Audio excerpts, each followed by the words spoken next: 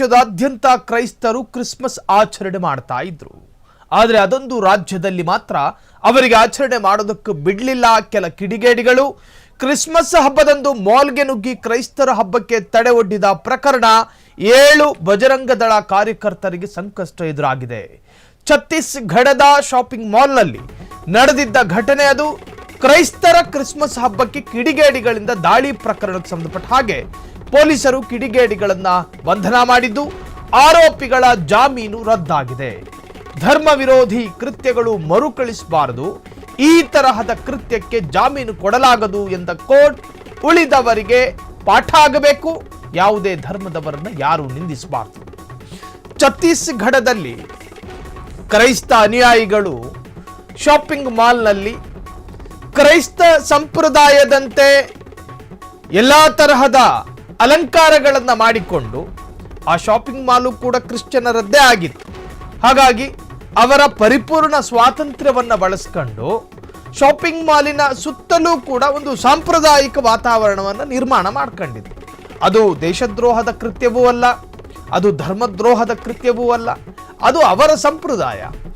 ಅದನ್ನ ಕಂಡು ಕೆಂಪೇರಿಸಿಕೊಂಡ ಒಂದಷ್ಟು ದುಷ್ಕರ್ಮಿಗಳು, ಕಿಡಿಗೇಡಿಗಳು ಅಲ್ಲಿಗೆ ದಾಂಗುಡಿ ಇಡ್ತಾರೆ.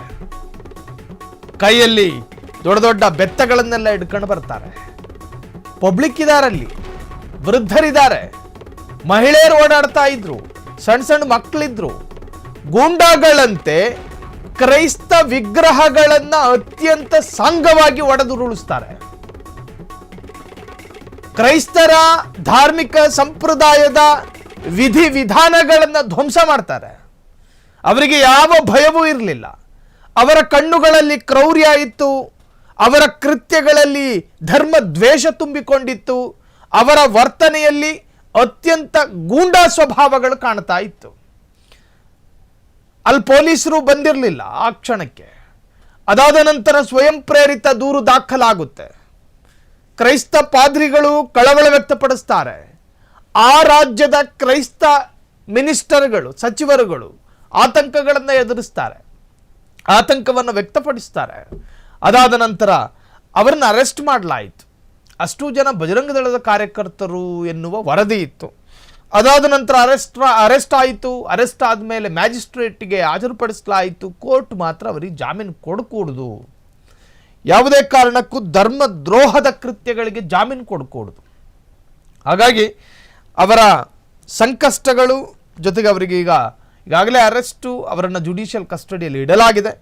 ಯಾವುದೇ ಕಾರಣಕ್ಕೂ ಅವರಿಗೆ ಜಾಮೀನಿಲ್ಲ ಅಂಥೇಳಿ ಕೋರ್ಟು ಖಡಕ್ಕಾಗಿ ಹೇಳಿರುವಂತಹದ್ದು. ಇದು ಛತ್ತೀಸ್ಗಢದಲ್ಲಿ ನಡೆದಿದ್ದಂತಹ ಕ್ರೈಸ್ತರ ವಿಗ್ರಹಗಳ ಧ್ವಂಸ ಪ್ರಕರಣಕ್ಕೆ ಸಂಬಂಧಪಟ್ಟ ಹಾಗೆ ಛತ್ತೀಸ್ಗಢದ ಶಾಪಿಂಗ್ ಮಾಲ್ನಲ್ಲಿ ನಡೆದಿದ್ದ ಘಟನೆ ಇದು.